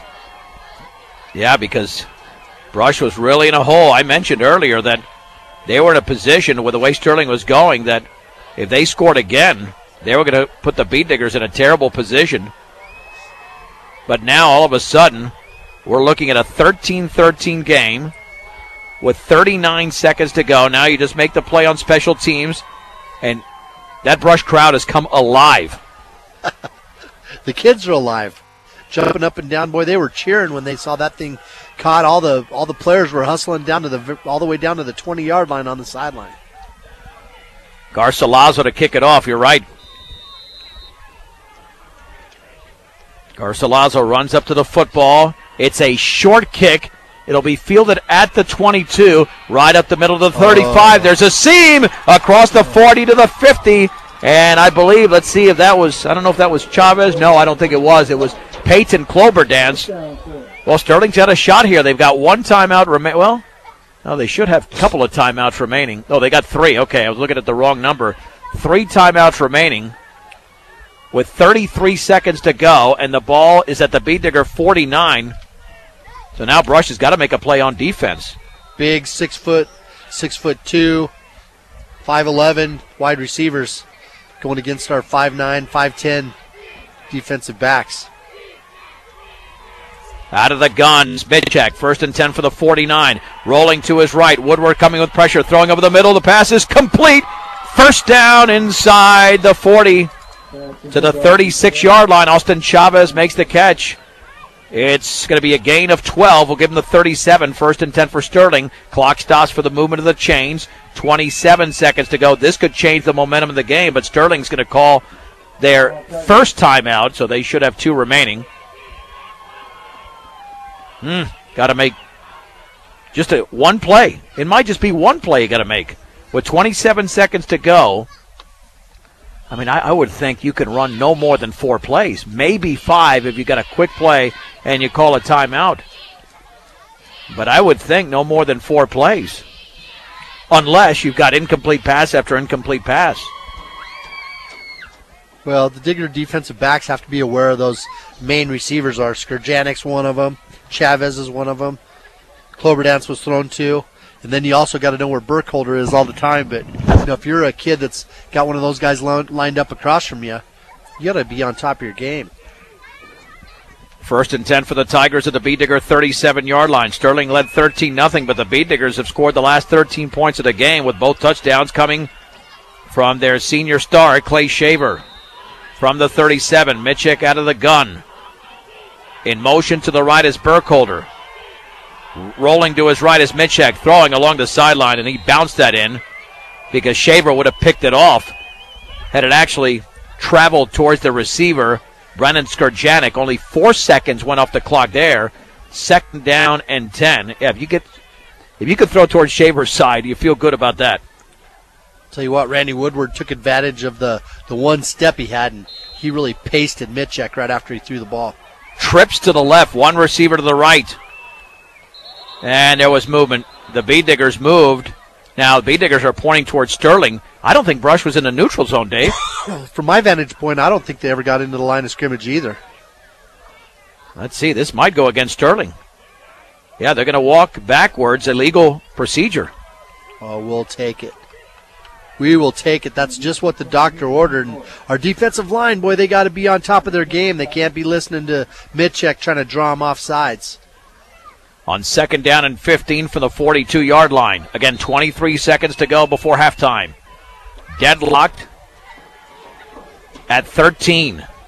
Trips to the left. Beet Diggers got to watch out over there on their left side. Man in motion to the right is Harris. Mitchek will keep the football himself along the left side, back towards the middle, and he's popped inside the 35 to about the 30-yard line. Raymond Miller made the hit. But that's a pretty good gain of 12 yards. Or check that. That was... Yeah, no, Miller was around the football there, and Leo Libanos. So a gain of 12. Sterling calls timeout. It'll be 3rd down and 3. 16 seconds to go. I think you have 3 plays max. Max. Yeah, I think they're going to have to go to the end zone. They have to be confident in those tall receivers that they have. And I'll tell you what, I love the pressure that we had on him. Randy Woodward a couple plays ago was able to get back there. He had one step. It wasn't a late hit on Mitchek at all. But he made sure Mitchek knew that he better get rid of the ball in a hurry. So, I think we have the kind of pressure we need on him if they decide to start throwing it.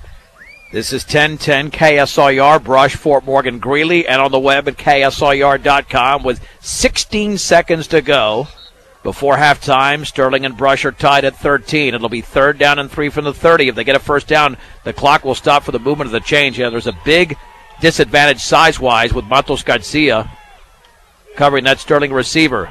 And Mitchek will take off with the football up the middle to the 25. First down. That he's hit hard at the 22. And that was Raymond Miller, I believe. A first down. It's a gain of 9. Let's give him 9 to the 21. And now the clock's going to restart. 10 seconds to go. The clock has not restarted. Now it does. 9 seconds. 8 seconds. Now he's going to ground the football with 7 seconds to go. Got to give Sterling some credit. That was pretty organized to be able to get all those guys lined up there and spike the football, only giving up 3 seconds. Well, now you got to go to the end zone. There's no doubt. You have to go to the end zone because you're not going to have any time. 7 seconds to go. But you know he's going to have time because Mitchek has not been pressured much in this game. Well, they have trick plays. Chavez and Skurjanik are the receivers to the right. On 2nd down and 10 for the Beet Digger 21-yard line. Mitchek rolls to his right. Could be the final play. Throws it underneath. The pass is caught at the 10 to the 5. Cutting it back to the inside is Chavez. And the time runs out. The time runs out. He's down to about the 2. It's a gain of 19 and a first down for Sterling. But the half is over. The half is over. It's Brush 13. Sterling 13 on 1010 KSIR and KSIR.com.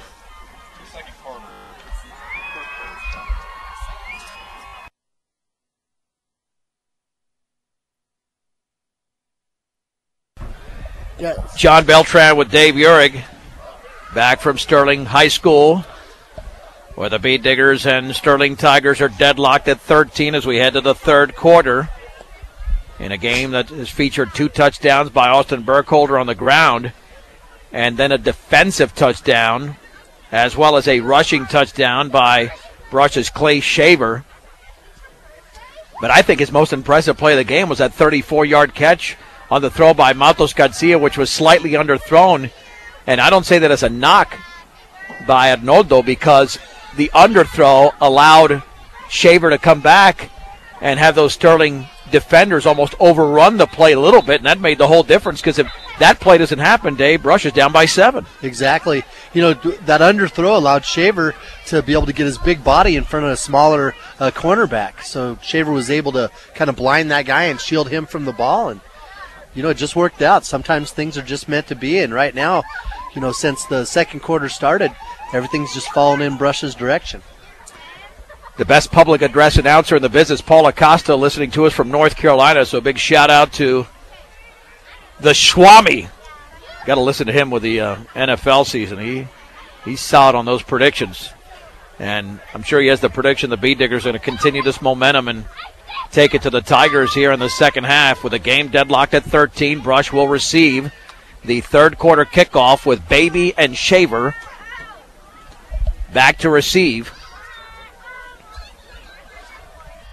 Field position didn't matter for Sterling in the 1st quarter. 77 and 88-yard drives. The Beet Diggers benefited from very good field position on that 45-yard drive. We were so worried about their passing game, but really where they killed us was on the ground. Burkholder, anytime he got the ball, just big gains. Chavez to kick it off. And that's a very short kick. The Beet Diggers are going to have to fall on that football, and it's fielded there by Colin Cole across the 35 to the 39-yard line. A good presence of mind there to come up with that ball, because if not, that could have been rolling freely and allowed Sterling to recover. Instead, the Beet Diggers having an actually very good field position at the 40. Oh, Colin Cole is just playing a smart game. Like right there, just being sure-handed, make sure he had control of the ball. You know, he had a huge special teams play down here right off the bat, making a big tackle and almost made that catch in the end zone right there in the 2nd quarter. He's doing a good job tonight. 1st and 10 for the Beet Diggers at their own 40. Matos Garcia is going to be under center. There's the give to the deep back. Shaver's got a hole across the left side, but then it's closed quickly. However, he drives his way towards the 44. Shaver didn't stop. He was grabbed around the waist at the 42 or 43-yard line, but was able to squeeze another 2 yards out of it. 2nd down and 6, a gain of 4, and the Beet Diggers are going with no huddle.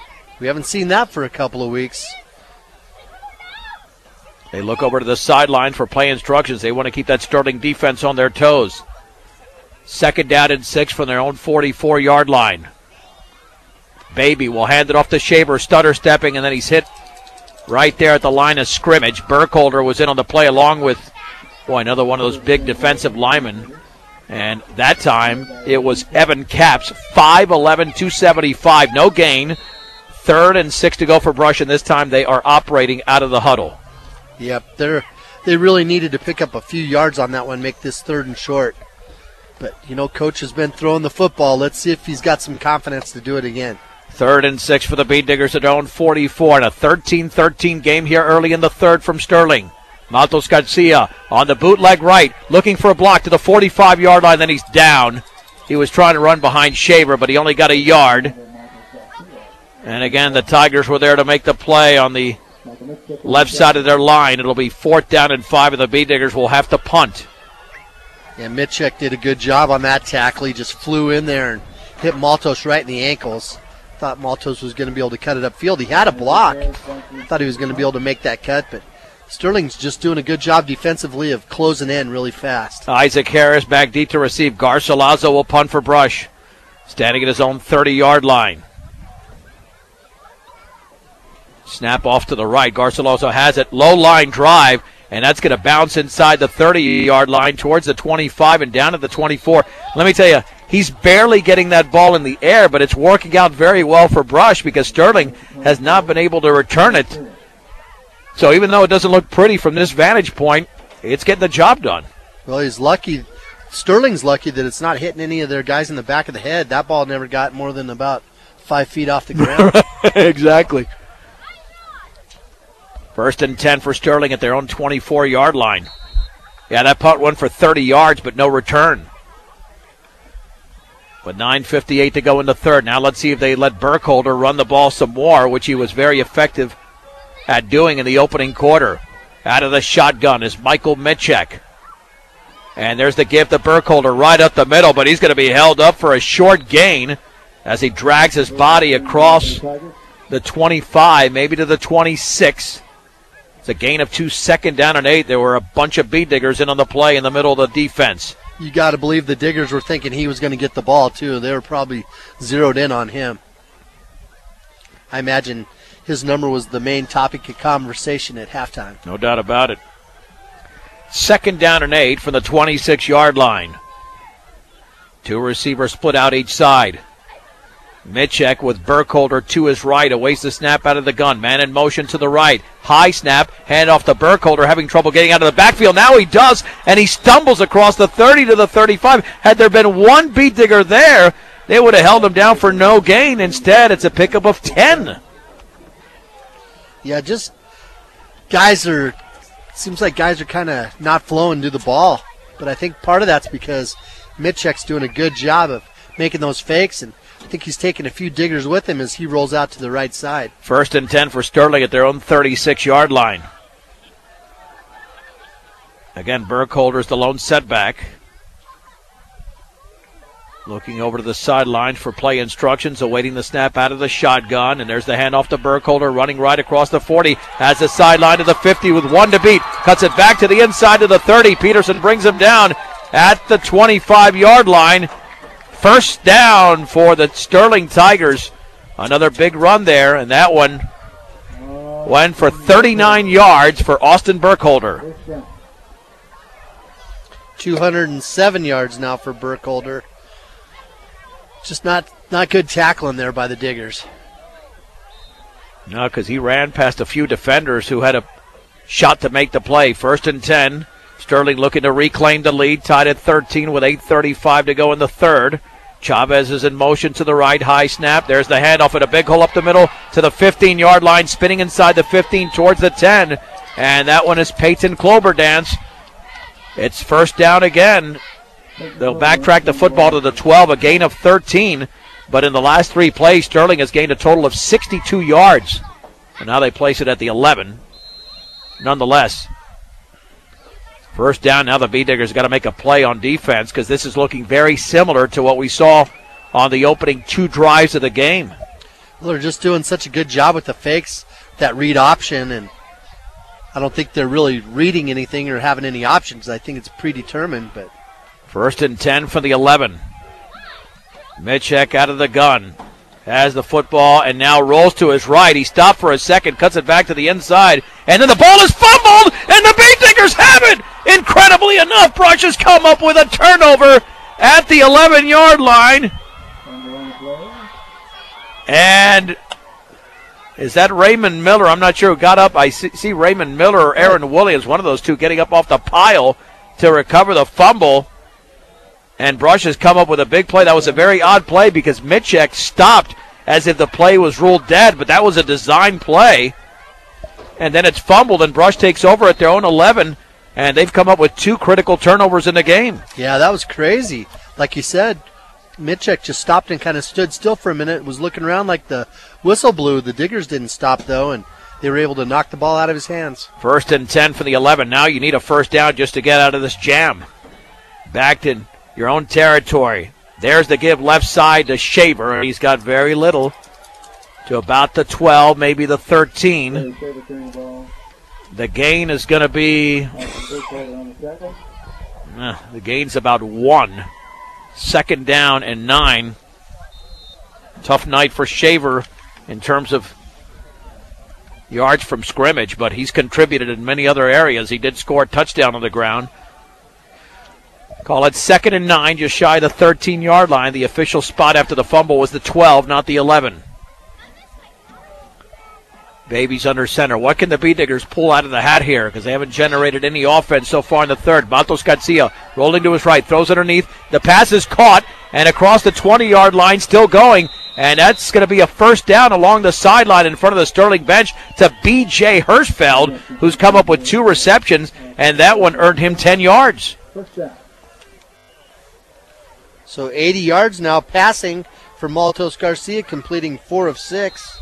42 of those to Hirschfeld. 1st and 10 for the Beat Diggers at their own 23. They needed that one badly. You don't want to be punting near your own end zone. Now let's see if they can pull off a big running play. There's the handoff to Shaver, jitterbugging to the 25. Oh, he nearly broke another tackle across the 25 towards the 27. He's been about 1 player away from breaking off a huge run, and it's going to happen before the end of the game. He gained 4, 2nd down and 6 to go for Brush. You got that right. As Sterling's been packing that box, but now notice they got 6 guys up on the line of scrimmage, 2 linebackers, and they're backing people off a little bit.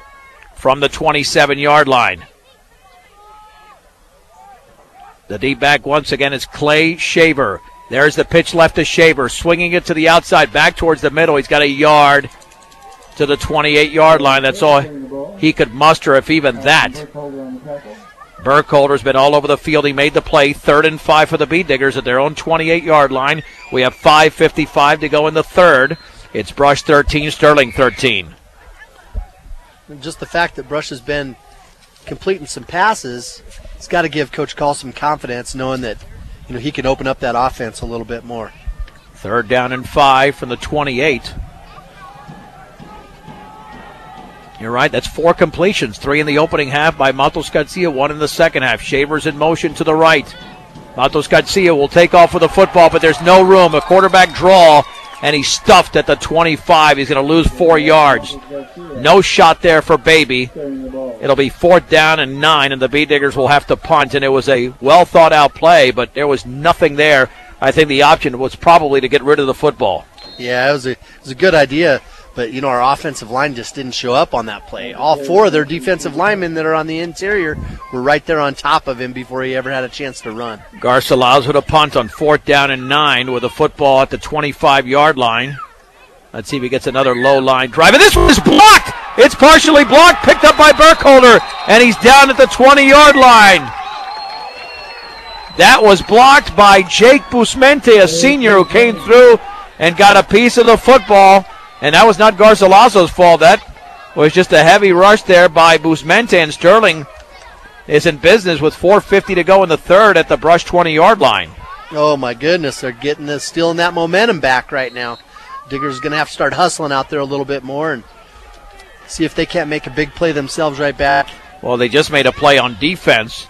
Can they do it again? 1st and 10 from the Sterling 20-yard line. Mitchek will hand it off to Burkholder up the middle, driving inside the 20 to the 15 as Randy Woodward grabbed him around the waist. He got to the 14. It's a gain of 6, 2nd down and 4. And with the way Sterling is running, it's going to be hard to believe that they don't take the lead on this drive. Well, 213 yards for Burkholder. I got to believe Coach Bustamante is not going to make that same mistake he made last time. The Diggers are going to have to find an answer to their running game. 2nd down and 4 to go from the 14. Mitchek out of the shotgun will hand off to Burkholder, running off right tackle. 1st down inside the 10 to about the 7. It's a gain of 7. Now it's 1st and goal now for Sterling. Shaver was in on the hit along with a couple of other Bee Diggers, but now Brush is in legitimate trouble right now with the ball resting just inside the 8-yard line. Yeah, we're on our roller skates up there on that defensive line, just getting shoved backwards. It makes it really tough on those linebackers to be able to flow to the ball.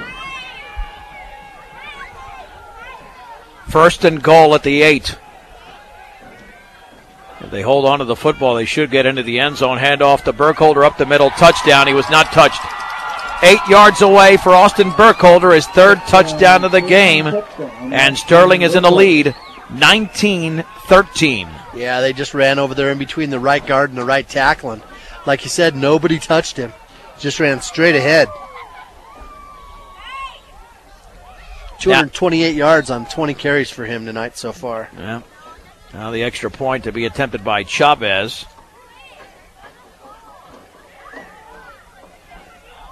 And the kick is up. That looks like it's off to the left. Oh, it's inside the upright. It's good. We have 3 minutes and 47 seconds to go in the 3rd quarter. Sterling 20, Brush 13. This is 1010 KSIR and KSIR.com. Off the blocked punt by Jake Busmente. 3-play, 20-yard drive in a minute 3. Austin Burkholder from 8 yards out. His 3rd touchdown of the game, and Sterling leads 20-13. And Chavez to kick it off high and short. Fielded by Matos Garcia at the 17 to the 25, up the middle to the 35. He spins across the 40 and down at the 43-yard line, a 26-yard return. The Bee Diggers are in business again, but they've been unable to generate any offense consistently.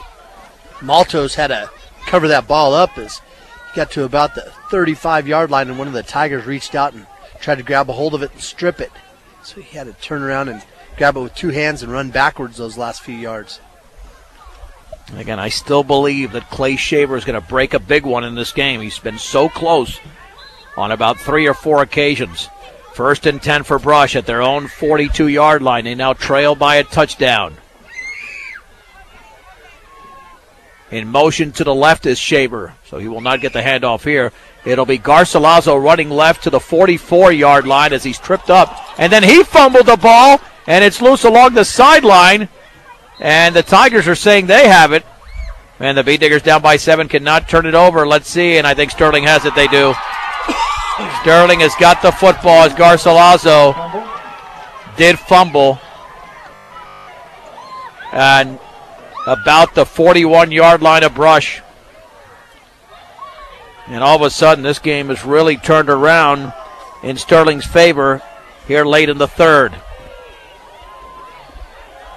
Well, the Diggers trying to change things up and give some other people the football and maybe take some of the focus away from Shaver so he could break one of those big plays off. And one thing we've seen, just like on that kick return, the Tigers are going for the football and trying to force that turnover, and they did on that play. 1st and 10 for Sterling at the Brush 41-yard line. Yeah, you're on the road, you're down by 7. You can't make mistakes. That's a big one there. There's the end around to Harris. He's got a block to the 35-yard line, and he breaks out of a tackle at the 20, up the left sideline to the 10, spinning to the 5. He's tackled at the 1, or did he score? He's into the end zone. Isaac Harris, 41 yards away, and Sterling has scored 2 touchdowns. In the last 30 seconds, they lead Brush 26-13. He's a freshman, 130 pounds. He showed a lot of strength there. None of the Diggers had the power to bring him down. Now the extra point to be attempted. Man, as bad a first quarter as Brush had, it's even worse in the third now. 41-yard touchdown run by Isaac Harris on an end around.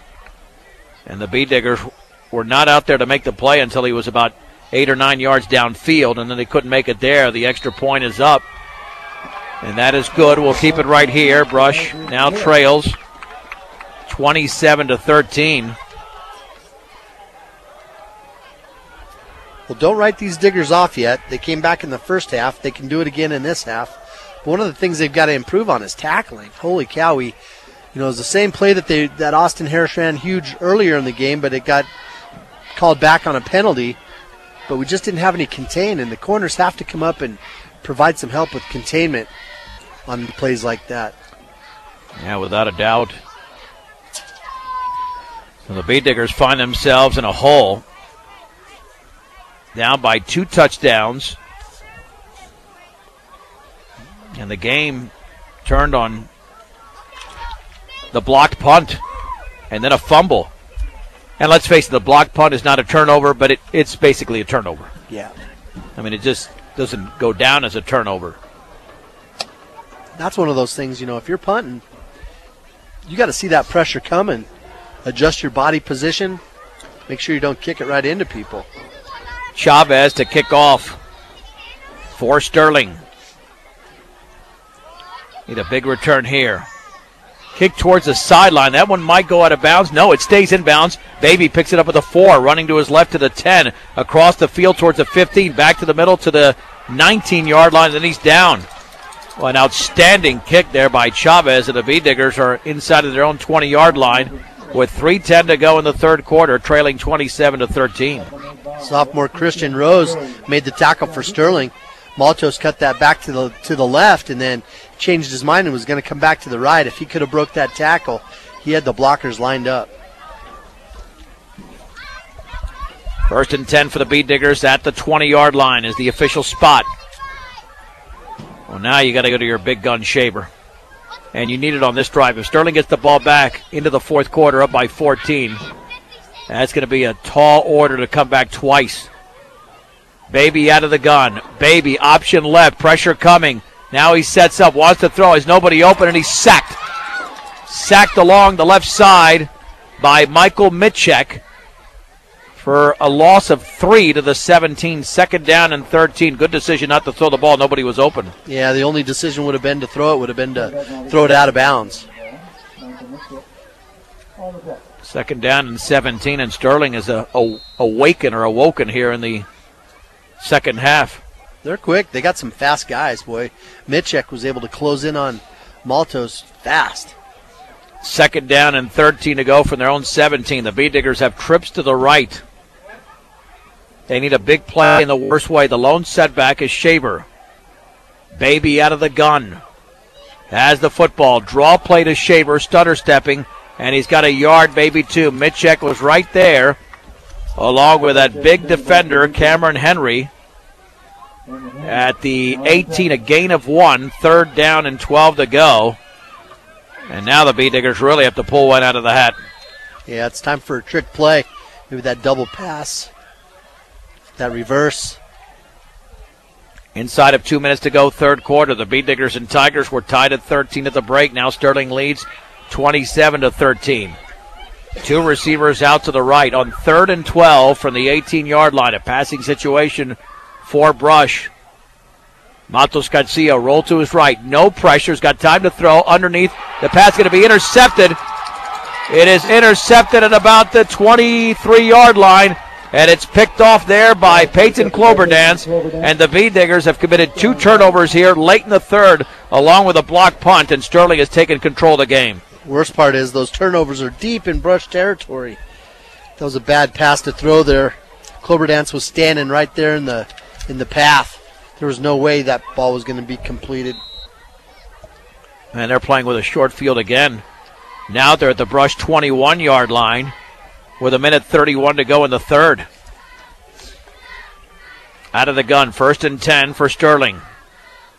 Harris in motion to the right. Handoff up the middle to Burkholder. He spins inside the 20.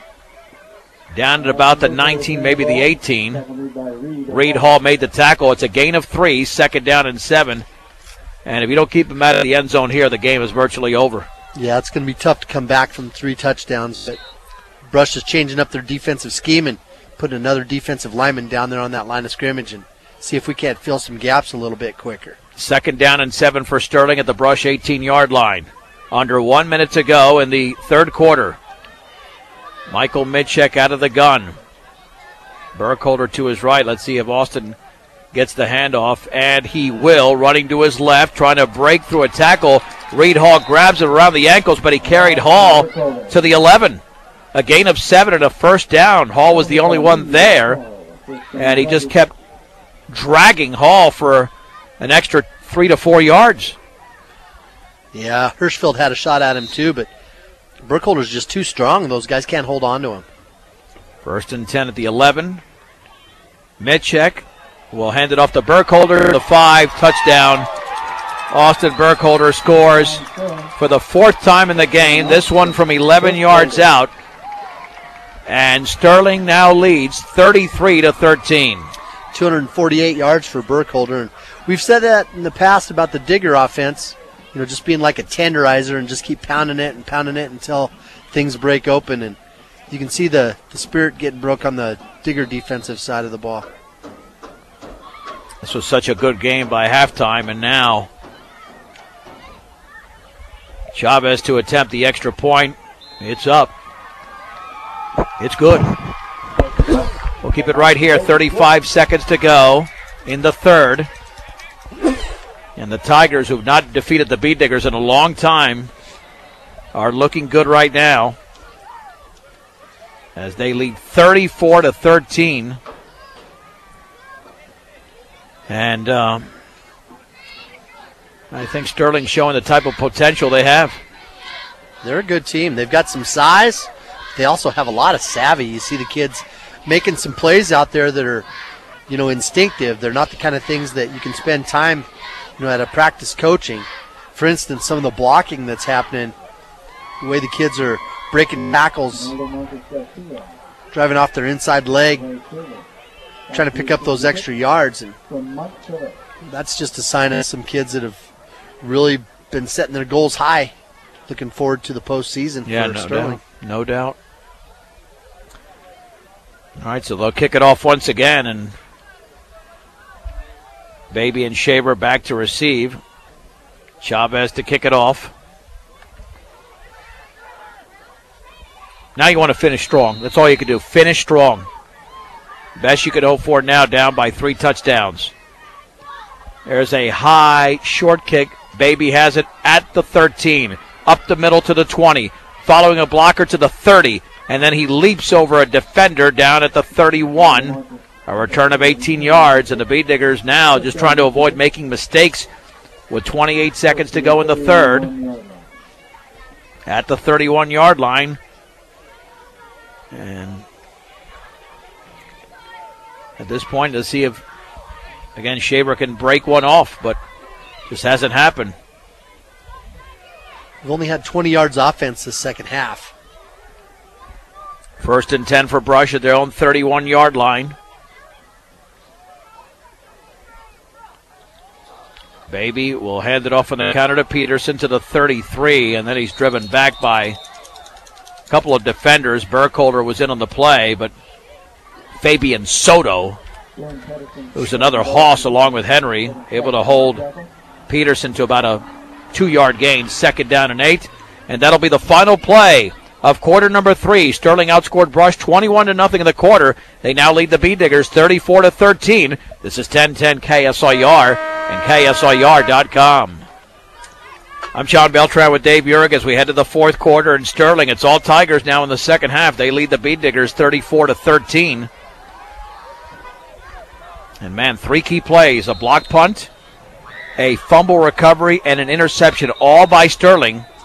The Bead Diggers had the 2-0 edge in terms of turnovers, but once Sterling tied it at 2 with the turnover margin all of a sudden becoming a +2 to a 0, and then they blocked the punt, this game turned into a one-sided affair. And now the Bead Diggers have the football at their own 33. Second down and 8 to go for Brush. It's exciting the Diggers open up their passing game tonight, though. Yeah. You know, that's going to pay off. Yeah. 80 yards passing. 4 for 7. Well, if they play a strong fourth quarter here, there's sign of encouragement going into next week. But you can bet that Eaton's looking at that scoreboard thinking that, wow, that it was a one-sided game, and it was an even game at halftime. Coming on a blitz handoff to the deep back, that is Peterson. There's a flag down across the 35. I think it's Peters. That's Shaver. Check that. That is Shaver to the 37. It's a gain of 3 or 4, but let's see, the flag is against Brush. Sterling was nearly offsides, but that was not the call. It came during the beginning of the play. I think it's going to be hold against the Bee Diggers. No, a face mask against Sterling. So a 3-yard gain, but it's not a personal foul face mask. Because we didn't see it from here, Dave. At least I didn't see it, so he must have let go immediately. Well, there was a bunch of Tigers on his back. He was running with about 3 of them having a hold of him. Should be a first down. They've got second down marked over there. It should be a first down for the Bee Diggers. And it is at the 41-yard line. 3 in the backfield. There's the give to Shaver, running to his right to the 45 as a seam to the outside, tackle from behind at the 47. Mitchek made that play. And I say that with that much emphasis because it looked like Shaver was going to break a big one there, and he only gained 6 yards. And now a Bee Digger is down, or a Sterling Tiger, I should say, is down. And that's not Mitchek who made the tackle. Either way, it'll be second down and 4 to go, 11:33 to go in the game. Brush Bee Digger softball team's in action tomorrow. They'll play at 12:15 in the opening round of the 3A state tournament from Aurora. They'll take on Dolores Huerta. If they win that game, they'll play at 2:30 against Rocky Ford. If they win that game, and it's very, very possible the Bee Diggers win both games, as Mike Chavez was the injured player, now gets up, that they play in the semifinals on Sunday, which would be, I believe, a 10 a.m. game against the top-ranked Strasburg Indians. So congratulations to head coach Tom Odell and the Bee Diggers getting this far. And I suspect they're going to get even further than where they are right now. Yep, go Diggers. Good luck. It'll be second down and 4 for the Bee Diggers at the 47-yard line now that the injured player's off the field. Bee Diggers are still talking near their sideline. I mean, again, you're not worried about winning the game at this point. You want to finish strong. And I think Colin Cole's in that backfield now, the deep back. Second down and 4. Baby under center. Baby has the football, hands off to Peterson, running right, breaks out of 2 tackles. He fumbles the football, and Mike Mitchek falls on it for Sterling at the 41 of Brush. The 3rd turnover of the second half for the Bee Diggers, and the Tigers are making this into a laugher. Yeah, Peterson was just trying to make something happen over there and trying to break a tackle, but like we said, starting the second half, the Tigers were going for the ball. So the Diggers are going to have to make sure they keep 2 hands on it. Hopefully our defense is going to be able to stand strong here.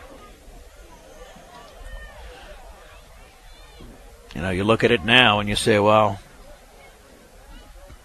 we just want the game to end as soon as possible because what's the old adage, Dave? When it rains, it pours. Right. And it's pouring now. Yep, it's getting figuratively bad. Speaking. First and 10 for Sterling at the Brush 42-yard line. 11:08 to go in the game, and they're looking for more, leading by a 3-touchdown margin. Hand off to Burkholder, up the middle, back to his left to the 35, a gain of 7, but a flag is down, and that will be holding against Sterling, so that's coming back. And that's a way to stop that offense, is if the Sterling Tigers can contribute to that.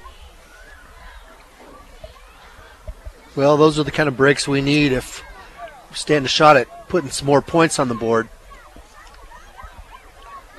It'll be at the 46. So that penalty was well behind the line of scrimmage. So now we're looking at a 1st and 22. And if I'm Sterling, I don't know why you do anything other than run the ball. because the clock is your friend right now. It doesn't matter if it's 1st and 22. I mean, they have the personnel to throw the ball, but I'd be surprised if they throw it here. Yep, that'll be a hand off to Burkholder, up the middle. Breaks out of a tackle, dives to the 50. Initial contact made there by Randy Woodward.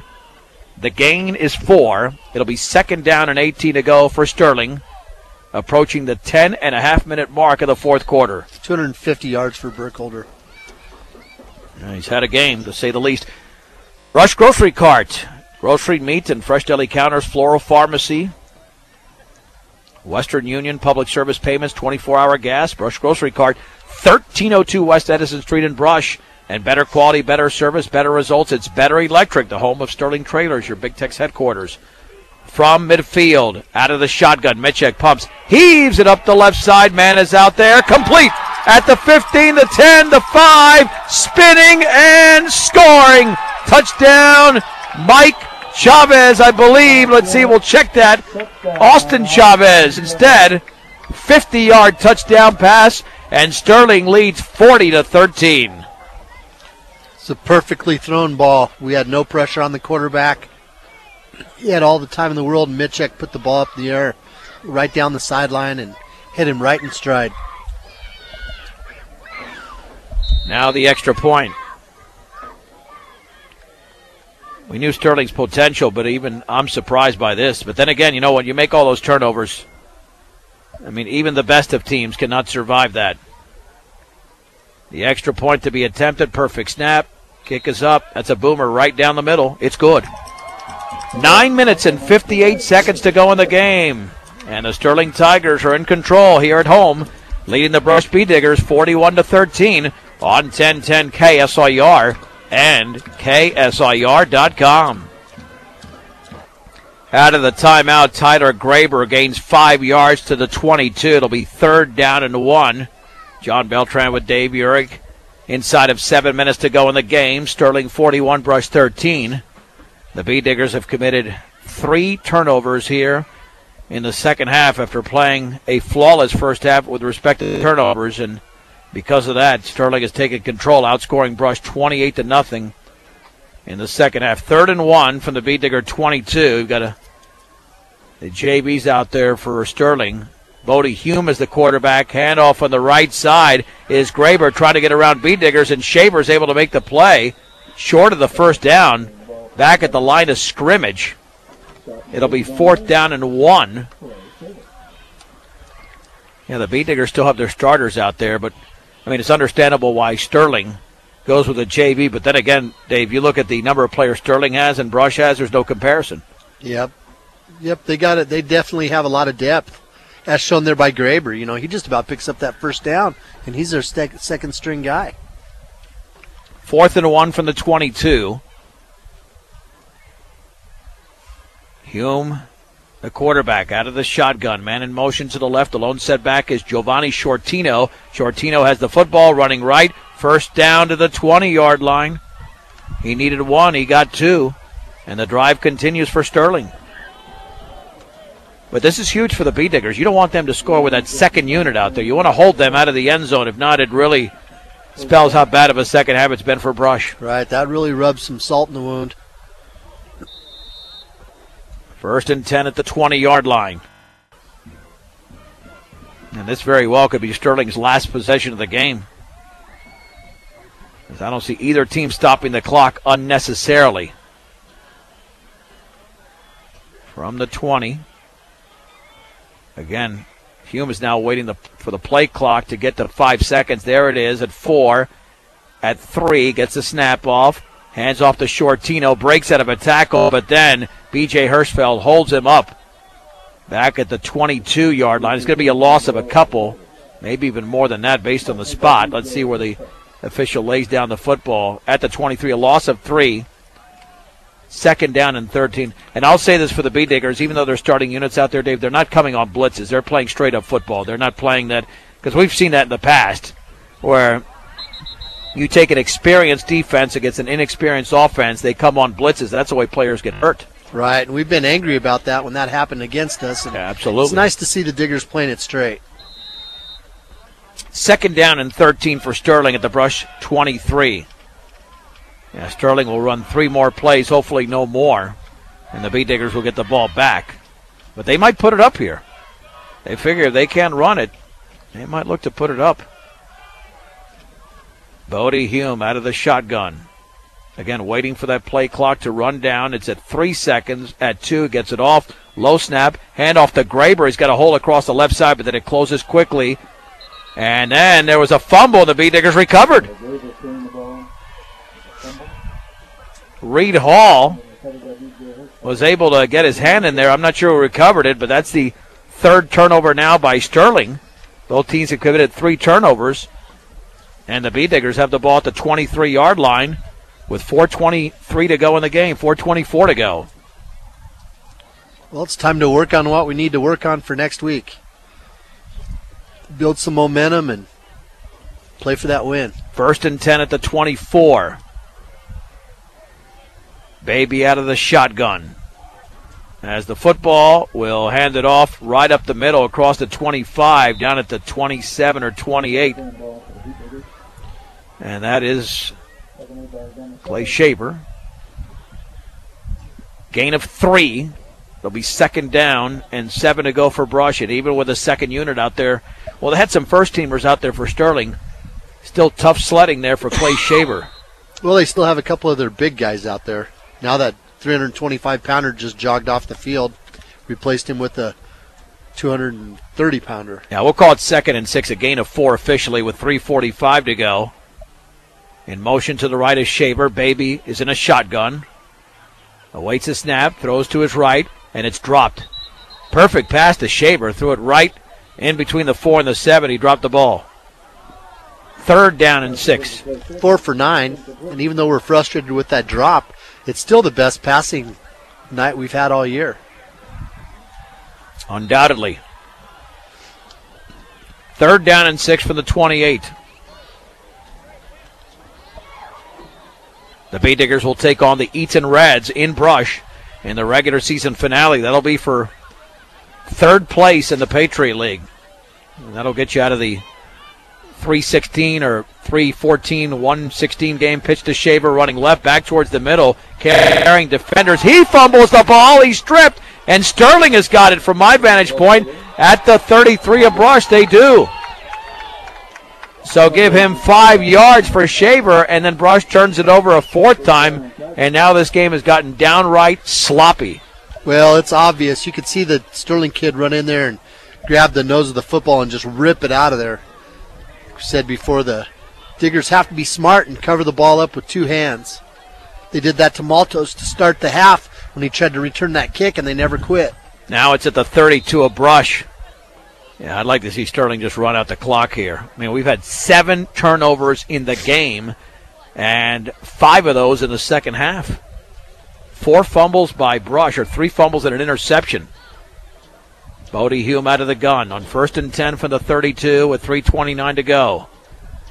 Man in motion to the left. There's a false start against Sterling. Yep. Yeah, I don't think anybody wants to be here longer than they have to be, although the Brush fans are still in their seats. We're slightly out of our seats just trying to stay warm at this point. It's really dropped since halftime. Yeah, the wind's starting to come out of the east now. Oh, starting big to get time. a little upslope. Yep. 1st down and 15 from the 37. As the Tigers have been on Brush's side of the field almost the entire second half. Bodie Hume will keep the football, running to his left to the 35, cuts it up the middle to the 30-yard line, a gain of 7 for the sophomore quarterback Hume. That'll set up a 2nd down and 8 to go. Baby made the hit, and now we are approaching the 3-minute mark of the 4th. Sterling 41, Brush 13. Bee Diggers will have to recover emotionally for next week's game. Because next week it'll be the Eaton Reds in the finale. There's the give to Graber, running to his left and breaking out of a tackle as Peterson tried to make the hit, but then other Bee Diggers there to make the play along the left sideline for essentially a loss of about a yard. 3rd down and about 9 to go for Sterling with the football now at the 31. Bodie Hume's a tall quarterback, 6'4", fairly thin, 150 pounds. Yep. Third down at about 9 to go, just shy of the 31-yard line.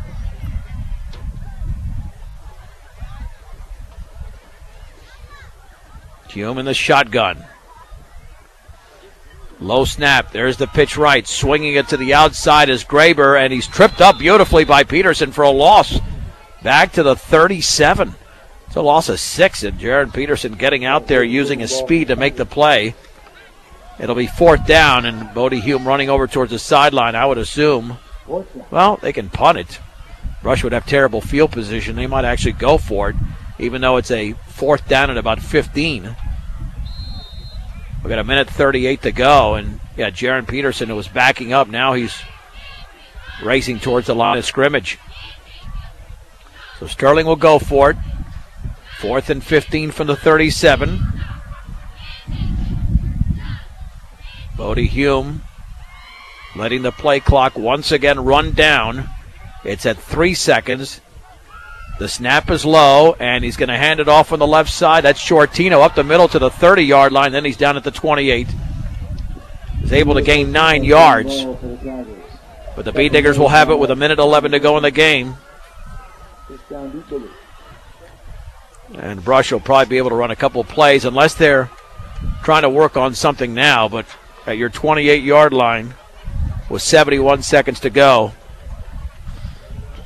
probably best to not try to get anybody injured in the last minute plus of the game and end this thing.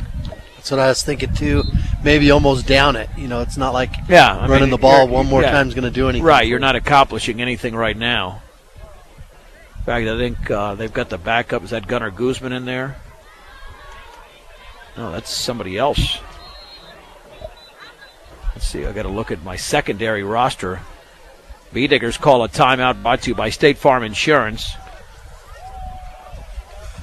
Yeah, they've added to the roster, so I'm not sure who's quarterbacking for Brush. But it's a number 10, and they recently added to the roster. I like the fact Coach Call's getting those young guys in here. Oh, yeah, you got Good to. for him. You have to. I mean, that's smart. Now they can try to run a couple plays and see what they can do. Yeah, let's see if we can figure out who's in there for the Bee Diggers. Yeah, I see a 10, but I don't have the 10 even on the amended roster. So 1st and 10 for Brush at their own 28-yard line, trailing by 28 points. Peterson is the deep back. Hand off to Peterson up the right side, gets to the 30 for a gain of a couple. 2nd down and 8 to go, and we should be down to one more play as the clock is inside of 55 seconds to go.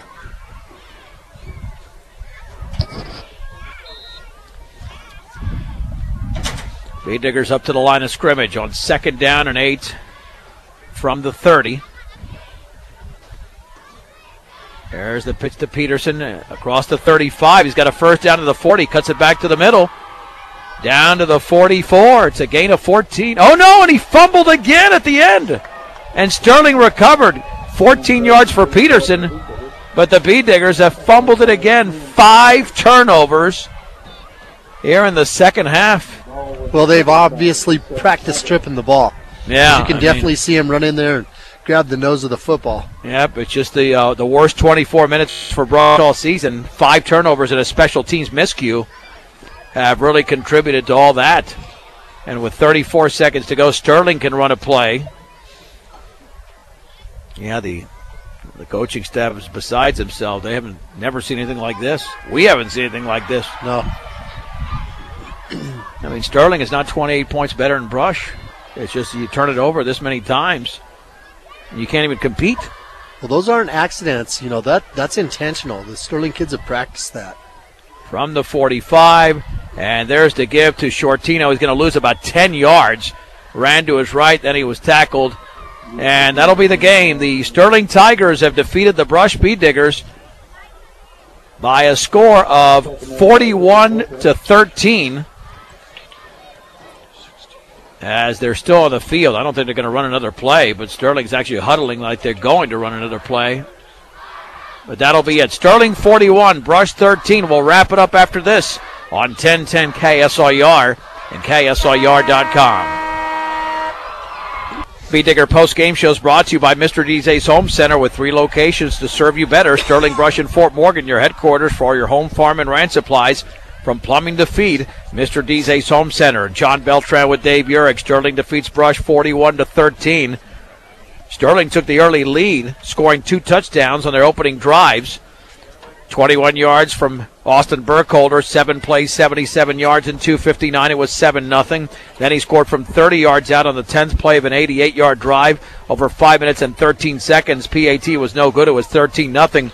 And then on Sterling's third possession, the quarterback Mitchek threw a lateral that went as a fumble. Clay Shaver picked it up, ran it in from 18 yards out. PAT was no good. It was 13-6.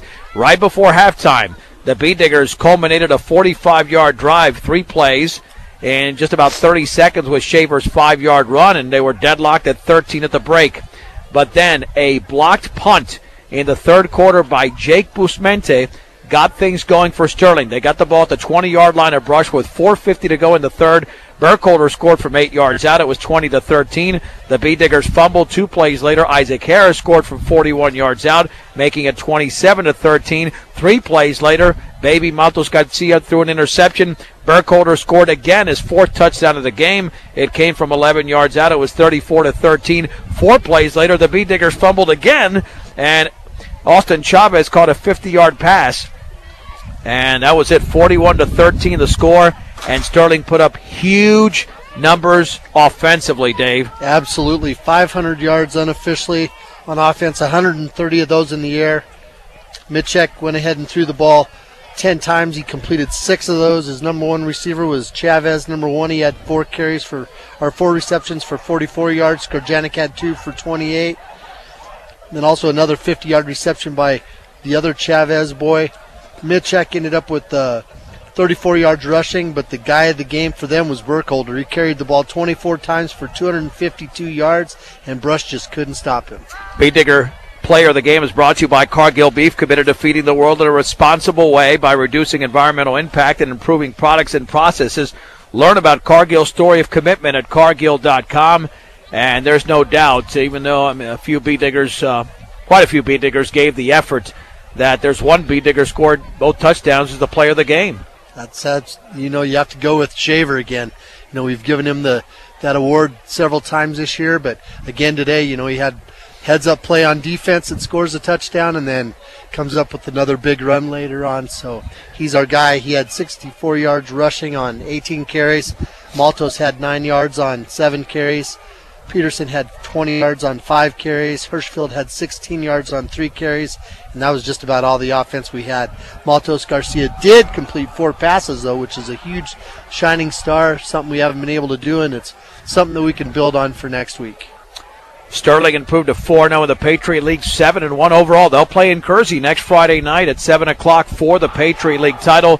The Bee Diggers dropped to 2-2 in league play, 5-3 overall. They'll play for 3rd place in the Patriot League when they entertain the Eaton Reds. Dave and I will have the kickoff of that game at 7 o'clock, preceded by Bee Digger Blastoff at 6 o'clock, and, of course, game replay to follow. Outstanding job by our sound engineer and producer, Julie Garcia, making her 10-10 debut. The replay coordinator is Alec Creighton. For Dave Urich, I'm John Beltran. The final score once again tonight from Sterling. Sterling 41, Brush 13 on 1010 KSIR and KSIR.com.